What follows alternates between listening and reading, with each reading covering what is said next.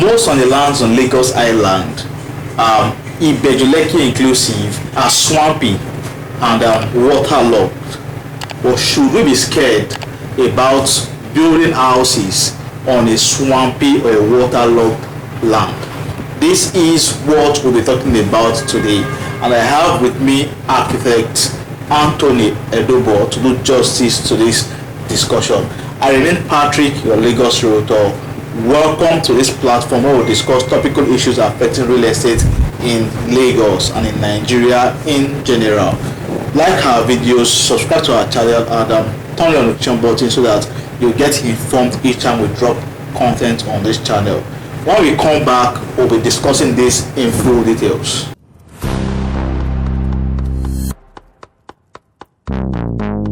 Welcome back, Mr. Edobo Anthony, architect Edobo Anthony. Thank you. So, should we be scared? Personally, I don't like the idea of buying a swampy land. I'd rather go for a dry land. But one thing I've noticed is swampy lands in some parts of Lagos Island are more expensive because of their proximity to water bodies. Yeah. Like you have a beachfront estate. Most likely those lands will be waterlogged, will be swampy. Like in Ekpe, in fact, areas in Temu where you have Temu, buy and build. I think even some place in Ilara, even Ilara and Igonla, you have marshy, swampy, and then waterlogged lands. So I prefer dry land, but the truth is there are some situations whereby when you consider proximity to maybe development, swampy lands are what you have there, and people are scared. So persons are scared of investing in such kind of development. So should we be scared? I know. Adding to that, I think the waterways is something that everyone should look at because it's a very great form of investment. Like if you're going from if the Lagos government decide to look into waterways. Yeah. If you want to leave Abandon so that the waterways to Ikoyi, it won't even take you up to 10 minutes. 10 minutes, that's true. Sometimes 5 minutes, you know. Like the waterways actually, so a lot of persons like to build close to yeah. You know, and which is going to affect them in terms of water and stuff. But yes, down to your question, if one should be scared or if there's any, you know. Actually, I think building in a swampy area, one should be very concerned. I wouldn't say scared. Concerned and not scared. Yeah, no, because I say scared. Because even those that are build in a less swampy area, sometimes if they're being nonchalant, things can happen. So, but building a swampy area, one should be very, very concerned and very, very intentional about some certain things, you know. Because building is like building a swampy area is like holding egg. Egg is very expensive now, if I'm not mistaken. I think it's one egg is about maybe 150 or 150 or so. Egg used to buy 15 or something like that. And the fowls are not complaining. I don't understand why eggs are expensive. It's not as if they go through any factory settings to honestly, you know. So building a swampy area is like having egg in your hand. You don't want to do with so much force, and you just don't want to be nonchalant about it. You don't need to hold it at the right pressure and be very, very tactical about it. Because foundation, the house is the foundation. If there is any mistake,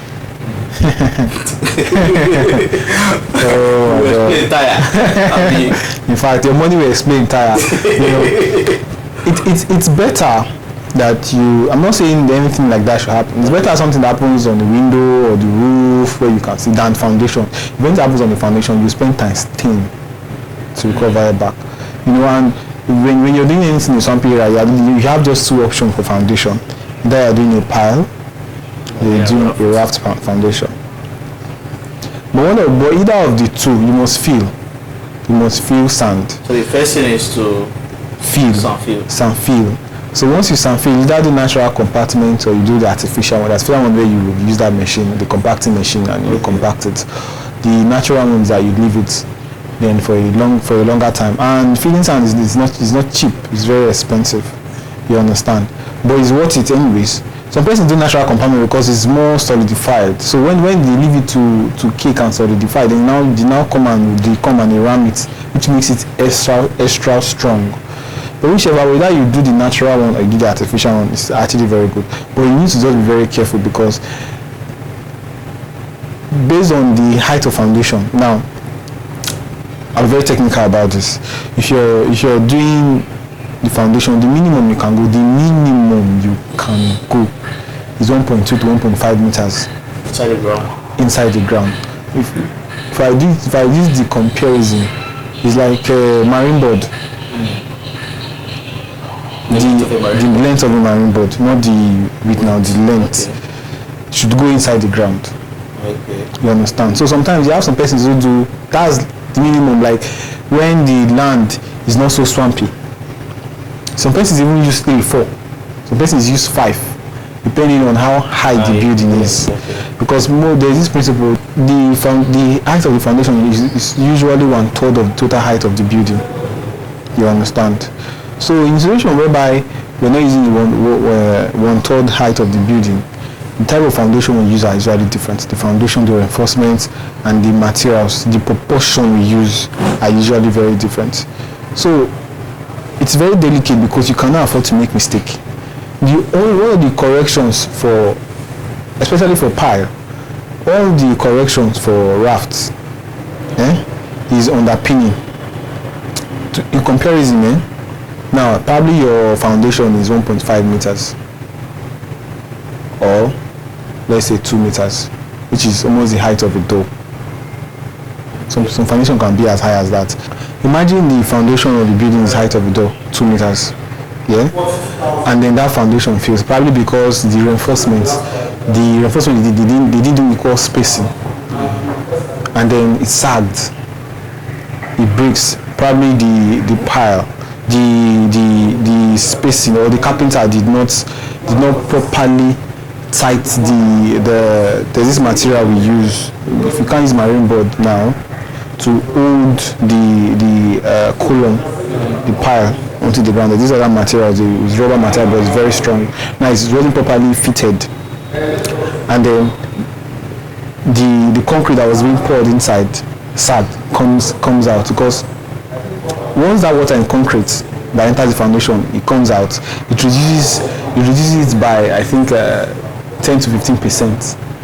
Now, if more water comes out, it's not probably it's properly mixed, and then more water comes out, honeycomb occurs. When honeycomb occurs, believe me, the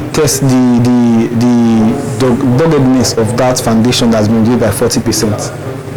Now, once it's reduced by 40%, it's not able to carry much load that it's supposed to carry. Understand? Because all these things starts from the kind of load they want to put on the structure. A structural engineer, if I actually do a drawing now and I give it to a structural engineer, I put all the worst case scenario of all the load you want to put. Maybe there are usually two types of load, dead load and live load. Dead loads are the ones that are imposed on the building. All the columns, all the beam, all the slab, everything. Why the live load are your chairs, your table, your TV, all these things are load, but they can be moved. They are live load. But the dead load, you can't move them. You cannot start moving your secret beam. So even if they are there to distribute the load, the bearing capacity to make it withstand, they are still load that are transmitted to the ground. So imagine all those loads, everything, and then the pile itself that already reduces the quality by 40% because they will not be careful or cautious. Then it breaks, it expands and it breaks. If you have gone 2 meters high, which is the height of the door, you have to go 2 times. That is 3 times the height of that door to do underpin, to do on that foundation that will now come up back again. Do you understand? So it is very, very expensive. You will spend nobody, I don't think anybody will, even if anybody hears we are doing pipe foundation here and then it's bad, nobody wants to go there actually, because I think that's where a lot of persons, they know their certification is online. Their profession is online. Everybody will run away. So most persons will just want to start from the beginning. Most persons, because for me personally, in Lagos, I'm usually very careful. If I see a project that anybody's calling me, please act it, I'm just coming to this project. If I'm starting a project afresh, fine. If it's a project that is halfway, I usually inquire. I start doing the due diligence and checking, testing, I must go and inquire. I must go and ask people around and ask. So I say, please, what is waiting happen? Before you don't go and build something at the end of the day, So building on a swampy area is good. Yeah. If you, in as much as you meet the right, in as much as not meet the right person, in as much as you bring the work to us. Okay. Exactly. And work with the right team, and then you don't. There's no compromise on standard. Because the actual truth is, like I said before, this is very delicate. The house is the foundation. Where you spend the most money is the foundation. If you spend money on that foundation, every other thing is aside the finishing. If you want to spend money on that foundation, maybe a house, they build it for 30 million. I can guarantee you that foundation will collect nothing less than 18 million or even 20 million. That's so much. That's so much. That's why people run away from swampy lands. Exactly. That's why we are always very, very careful. That's why a lot of persons don't. Some persons. That's why you see some marketers will tell you it's 100% dry. 100% dry. So Check it. You check it. Sometimes it's not 100% dry. Sometimes it's like they've filled it, but it's natural compartment. Okay. That's compact over time. But that's why you still need a professional to tell you, to do due diligence and tell you this is. Even when they tell you that it's 100% dry, most times they've sand filled. Yes, and allow it to compact. Yes.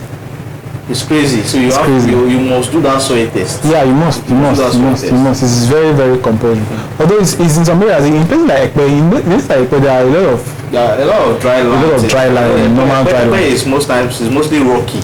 Yeah. It's rocky, but you see that Temu. You see Temu, once you're coming in from that link bridge, that area to the right, they are swampy. Part of Temu is swampy. Even part of Poka. Part of Poka is also even what do you call it? Igbonla Irara. Yes. Igbonla Irara is also. Like the other part of Igbonla, like if you you are taking the other side facing just in the all those places. So they're actually that kind of land. That's good, but to me I also prefer to build a property in swampy land, close to the ocean, because I believe because of the serenity. Yeah, the serenity, and I believe waterways is one thing that if once Nigeria sees the gold in water transportation, if you have a property close to the ocean, very, very sweet. Very sweet. Very sweet. So and I think you also have some properties that we have waterfront properties. Waterfront properties, very expensive though. Very, very expensive in fact. Some of them are even more expensive than even in dry. And I think because of the C of O they have, because waterfront properties, all of them is mostly C of O. Yeah. Because the government don't joke with water. They don't joke, yes, because they know on the long run, yes, they might want to do something like look at Baduri now. They have what's it called now? There's a lagoon in Baduri. There's a lagoon. There's like the lot of people are going to Korodu from that Baduri. They take boats. Yeah, they take boats. So all those properties at the front, the government didn't sell. They didn't sell. Yeah, they didn't sell. They are mostly. That means those houses there will be demolished. By the time government wants to come and take those things. I'm telling you, the 4-pillar bridge is coming. And most of those places, like we already have most of those properties are going. They are going actually. They are going. So they are going. So, but it's only those that actually have CFO that. Those that have CFO, most of them will not go. You understand? Yeah. But even if they want to go, probably because they'll be compensated. Yeah, they'll be heavily compensated. They'll be heavily compensated. So those are actually some of the things. Building on something like, don't be scared, but be very, very cautious and be very, very careful. I am a professional. I am me. Are you a professional? Of course, I'm a professional. Yes, you are. So we all edit. You don't have to be scared of buying a waterfront property, buying a swampy land. All you need to do is be cautious, and it all depends on your budget. If you know you don't have the capabilities of developing on a swampy land, then you run away from it. But if it is something you can foot, then those kind of properties are always valuable. Waterfront properties, lagoon front properties, they are always valuable, and the returns are always massive, very massive. So you don't need to be scared, just be cautious. Thank you, surveyor. No, I don't know how to call you, surveyor. Architect. Thank you, architect Anthony. Thank you so much for throwing light on this particular discourse, and we hope to still bring it back. That is if you want to come. I think we are disturbing you too much, but we actually gain a lot from listening to you. I hope you've gained value for your time. Do not forget, like the video, subscribe to the channel, and for consultation, for advice, his contact is also on the screen. You can always reach out to him for advice on buildings and development, drawings, project management. You can always reach out to him, and you'll be glad you did. For consultation, for advice on property listings and safe investment, our contact is on the screen.